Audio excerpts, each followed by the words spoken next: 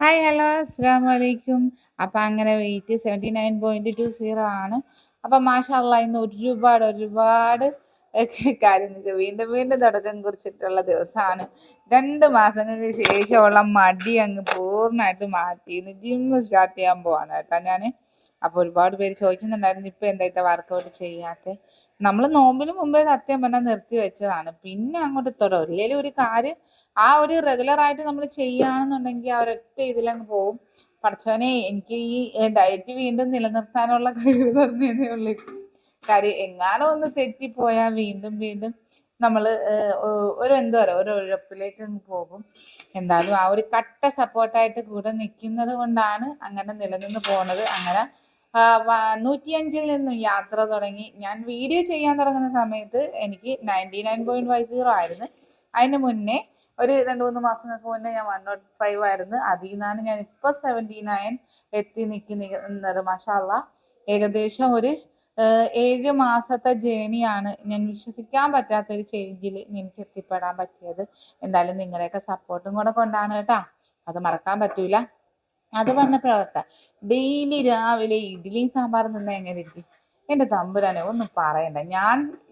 ഞാനും മടുത്ത്, ഇഡ്ഡലി മാവ് തരുന്ന കടക്കാരും മടുത്ത്, കണ്ട് നിങ്ങളും മടുത്ത് കാണും അല്ലേ? അപ്പൊ എന്തായാലും ഇഡ്ഡലി എന്ന് പറഞ്ഞാൽ ഇവിടെ ഒരാൾ ചാകാൻ കിടക്കുകയാണ്. ഒരു രക്ഷയില്ല. ഞാൻ കടയിൽ ചെല്ലുമ്പോഴത്തേക്കും പുള്ളിക്കാരിക്ക് ചോദിക്കും ഇന്ന് ഇഡ്ഡലി മാവിന് വന്നതാണല്ലേ എന്ന്.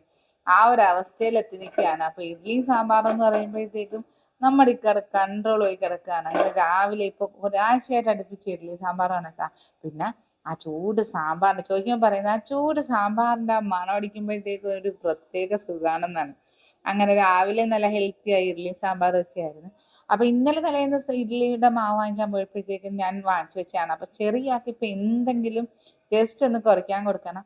അങ്ങനെ പഴം ചിപ്സാണ് വാങ്ങിച്ചു വെച്ചത്. അങ്ങനെ അത് കൊടുത്ത് അടക്കിയിരുത്തിയാലേ എൻ്റെ പണി നടക്കത്തുള്ളൂ. അപ്പോൾ ഇത്തിരി ബീഫ് ഇരിപ്പുണ്ടായിരുന്നു. ഞാൻ കരുതി അതൊന്ന് ഇച്ചിരി ഡ്രൈ ആക്കി ഒന്ന് റോസ്റ്റ് ചെയ്തെടുക്കാമെന്ന്. അപ്പോൾ അങ്ങനെ ഞാൻ കഴുകി വൃത്തിയാക്കി വെച്ച് അതിലേക്ക് 2 സവാളയും ഒരു തക്കാളിയും കുറച്ച് ഇഞ്ചി വെളുത്തുള്ളി പേസ്റ്റും മഞ്ഞൾപ്പൊടിയും മുളക് പൊടിയും ഒരല്പം മല്ലിപ്പൊടിയും അല്പം ഉപ്പും കൂടി ഇട്ട് നന്നായി അങ്ങ് മിക്സ് ചെയ്ത് ഒരു അരമണിക്കൂറോളം അങ്ങ് മാറ്റി വെച്ചിട്ടുണ്ടായിരുന്നു.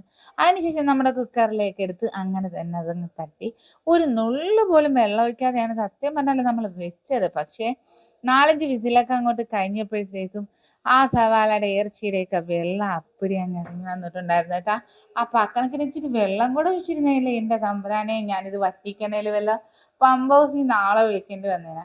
അപ്പം ഞാൻ ഇച്ചിരി മുഴുവൻ മസാലയും അതുപോലെ പെരിഞ്ചീരകവും കൂടെ പൊരിച്ച് വെച്ചിട്ടുണ്ടായിരുന്നു. അപ്പം നല്ലൊരു അടിപൊളി നല്ലൊരു ഡ്രൈ റോസ്റ്റ് ആക്കി എടുക്കാനായിരുന്നു എൻ്റെ ഉദ്ദേശം. പക്ഷേ ചെറിയ രീതിയിലൊരു ഗ്രേവി വന്നാൽ കുഴപ്പമുണ്ടോ എന്നറിയത്തില്ല. അപ്പം ചെറിയ രീതിയിലൊരു ഗ്രേവി വന്നിട്ടുണ്ടായിരുന്നു. അങ്ങനെ ഞാൻ അതെടുത്ത് നമ്മുടെ കറിച്ചട്ടിയിൽ അങ്ങോട്ട് ഇട്ട് അതിലേക്ക് ആ വെള്ളമൊക്കെ ഒന്ന് വറ്റി വന്നപ്പം ഒരു നുള്ള് കാശ്മീരി ചില്ലിയും കുറച്ച് ഗരം മസാലപ്പൊടിയും അതുപോലെ തന്നെ ഒരു നുള്ള് കുരുമുളക് പൊടിയും പിന്നെ നമ്മുടെ മുഴുവൻ മസാല പെരുംജീരകം കൂടെ പൊടിച്ച് വെച്ചതും കൂടെ ചേർത്ത് വെച്ച് നല്ല രീതിയിൽ അങ്ങോട്ട് ഇളക്കി മറിച്ചൊരു നുള്ള് വേപ്പിലയും നല്ല പച്ച കറിവേപ്പിലയും അതുപോലെ തന്നെ ഇത്തിരി പച്ച വെളിച്ചെണ്ണയും കൂടെ അങ്ങോട്ട് ഒഴിച്ച് കൊടുത്തപ്പോഴേ എൻ്റെ പൊന്നോ ആ സ്മെല്ലുണ്ടല്ലോ സഹിക്കാൻ വയ്യാത്തൊരു സ്മെല്ലായിരുന്നു. പക്ഷേ എനിക്ക് ബീഫിനോട് ഇപ്പോൾ വലിയ അങ്ങോട്ട് താല്പര്യം ഇല്ലാത്തതുകൊണ്ട് ഞാനിത് വെച്ചപ്പോൾ ഒരാൾ ഇവിടെ കറങ്ങി നടപ്പുണ്ടായിരുന്നു എൻ്റെ മൂത്താൾ കേട്ടാ. അപ്പം അങ്ങനെ അവന് വാങ്ങിച്ച് കൊടുത്തിട്ടുണ്ട്. അപ്പം അവന് ഈ പറഞ്ഞ കണക്ക് വീട്ടിലിരുന്ന് ഇപ്പം ജസ്റ്റ് ഒന്ന് ഈ വെക്കേഷനൊക്കെ ആയപ്പോഴത്തേക്കും മടി പിടിച്ചിരുന്നിരുന്നിരുന്ന് ചെറുതായിട്ട് അങ്ങോട്ട് വണ്ണം വെക്കാൻ തുടങ്ങിയപ്പോഴത്തേക്കും നമ്മുടെ സ്മൂത്തിയും ട്രൈ ചെയ്യാൻ കൊടുക്കാൻ തുടങ്ങി. അതുപോലെ തന്നെ വർക്കൗട്ടും ചെയ്യാൻ തുടങ്ങി. അപ്പം അപ്പായും മോനും വർക്കൗട്ട് ചെയ്യാൻ പോകുന്നുണ്ട്. എൻ്റെ നമ്മൾ സ്മൂത്തിയുടെ പരിപാടിയൊക്കെ നടത്തിക്കൊണ്ടിരിക്കുമ്പോഴത്തേക്കും നമ്മുടെ വീട്ടിലുള്ളവരും കൂടെ വെയിറ്റ് ലോസ് ഉണ്ടായി കാണിച്ചാലല്ലേ ശരിയാകത്തുള്ളൂ. അങ്ങനെ ചോറ് തീറ്റയൊക്കെ കഴിഞ്ഞിട്ട് ഞാൻ ചായ ഇട്ട് കൊടുത്തെന്ന് നമുക്ക് പോകാനായിട്ട് റെഡിയാകാണ്. അപ്പോൾ ഒരു ഗ്രീൻ ടീയും കൂടെ കുടിച്ചിട്ട് പോകാമെന്ന് കരുതി. കാര്യം വർക്കൗട്ട് ചെയ്യുന്നതിന് മുന്നേ എന്തെങ്കിലും ഒരു ചൂട് ഇത് കുടിക്കുന്നത് നല്ലതാണല്ലോ. അപ്പം ഞാൻ കരുതി നമ്മുടെ ഗ്രീൻ ടീ അപ്പം ഇന്ന് നൈറ്റ് വേണ്ട, പകരം നമുക്ക് വർക്കൗട്ട് ചെയ്യുന്നതിന് തൊട്ട് മുമ്പ് കുടിക്കാമെന്ന് കരുതി. അങ്ങനെ ചായ ഇട്ടപ്പോൾ ഇക്കൊക്കെ ഇപ്പം ജസ്റ്റ് ഇത്തിരി മധുരം ഒന്ന് പേരിന് കാണിക്കത്തേ ഉള്ളൂ. അപ്പം ഉമ്മാക്കുള്ള വിത്തൗട്ട് മാറ്റി അതിനുശേഷം നമുക്ക് ഇത്തിരി മധുരം ഇട്ട് പേരിനൊന്ന് കാണിച്ചു കൊടുത്താൽ മതി. മധുരം ഉണ്ട് എന്ന് എഴുതി വെക്കുന്നൊരിതില്ല. അങ്ങനെ മധുരം അല്പം ഇട്ട് ചായക്കാക്കും കൊണ്ട് കൊടുത്ത് അങ്ങനെ ഞങ്ങൾ നേരെ ജിമ്മിന് പോകാൻ പോകും. അപ്പം ചെറിയ ആളെ കൊണ്ട് വീട്ടിൽ തട്ടി. അപ്പോൾ ഉമ്മായും വാപ്പായും മൂത്താളും കൂടിയാണ് കേട്ടോ ഇന്ന് ജിമ്മിന് പോണത്. അപ്പം ഞാൻ നാട്ടുകാർക്കൊക്കെ മോട്ടിവേഷൻ കൊടുക്കുമ്പോഴത്തേക്ക് എൻ്റെ വീട്ടിലുള്ളവർക്കും കൂടെ ഒരു മോട്ടിവേഷൻ കൊടുക്കാമെന്ന് കരുതി. അങ്ങനെ ഞാൻ നേരത്തെ ഇട്ടുകൊണ്ടിരുന്ന ആ ഒരു ബനിയൻ സത്യം പറഞ്ഞാൽ എനിക്കിപ്പോൾ നല്ല രീതിയിൽ ലൂസായി. അതുപോലെ തന്നെ 1.5 മാസത്തിന് ശേഷമാണ് ഞാനതൊരു ഭയങ്കര ആകാംക്ഷയായിരുന്നു എനിക്ക് അതൊന്ന് ഇട്ട് നോക്കണം എന്നുള്ള. അങ്ങനെ ഞങ്ങൾ കുഞ്ഞിനെ കൊണ്ട് വീട്ടിലാക്കി. അപ്പം മൂത്താൾക്ക് ഭയങ്കര വിഷമമാണ് കേട്ടോ ഇളയാളെ കൊണ്ട് അങ്ങനെ ആക്കിയിട്ട് വരുമ്പോഴത്തേക്കും. എന്നാലും കുഴപ്പമില്ല, നല്ലൊരു കാര്യത്തിന് വേണ്ടിയിട്ടല്ലേ. അങ്ങനെ മൂത്താൾ കുറേ ദിവസമായിട്ട് വർക്കൗട്ട് ചെയ്യാൻ പോകുന്നത് കൊണ്ട് സ്റ്റെപ്പ് കയറാൻ ഭയങ്കര വിഷമമായിരുന്നു. കാര്യം അവന് വയ്യ കയറും, കാലിലെ തുടയൊക്കെ നല്ല വേദനയാണ്. അപ്പം മടിച്ചു മടിച്ച് നിൽക്കുന്നതായിരുന്നു. അപ്പം അങ്ങനെ ഞാൻ അങ്ങനെ പോയിട്ടുണ്ടായിരുന്നു. അപ്പം ജെൻസിൻ്റെ ടൈമിലാണ് ഞാൻ പോയത്. അപ്പം നമുക്ക് ഇത്തിരി കൂടെ ഫ്രീ ആയിട്ട് നല്ല രീതിയിൽ ചെയ്യാനും വീഡിയോ എടുക്കാനും ഒക്കെ സൗകര്യം കിട്ടും. ഇപ്പോഴത്തെ എൻ്റെ കറന്റ് സ്റ്റേജ് ഇതൊക്കെയാണ്. അപ്പം നല്ല രീതിയിൽ നല്ല ഫാറ്റ് ലോസും അതുപോലെ വെയിറ്റ് ലോസും ഒക്കെ ഉണ്ടായിരുന്നു. അവിടുത്തെ കട്ടപ്പണിയൊക്കെ 1.5 മണിക്കൂറൊക്കെ കഴിഞ്ഞതിന് ശേഷം വീട്ടിലോട്ട് വന്ന് അപ്പോഴത്തേക്കും നമ്മുടെ കൊറിയറൊക്കെ സെറ്റാക്കി വെച്ചിട്ടുണ്ടായിരുന്നു. അപ്പോൾ കൊറിയർ എടുക്കാനായിട്ട് ആൾ വരും. അതിന് മുന്നേ എണ്ണയെല്ലാം തിട്ടപ്പെടുത്തി മാഷാഅള്ളാ നല്ല രീതിയിൽ റിസൾട്ട് ഉള്ളത് കൊണ്ട് തൈറോയിഡ് പേഷ്യൻറ്റിനും അതുപോലെ തന്നെ PCOD ഉള്ളവർക്കൊക്കെ നല്ല മാറ്റമൊക്കെ വരുന്നുണ്ട്. നമ്മുടെ ഡയറ്റ് സ്മൂത്തി കൊണ്ട് സ്കിന്ന് ഗ്ലോ ആവുകയും അതുപോലെ തന്നെ ഫേസ് നല്ല മാറ്റം വരുന്നുണ്ട്.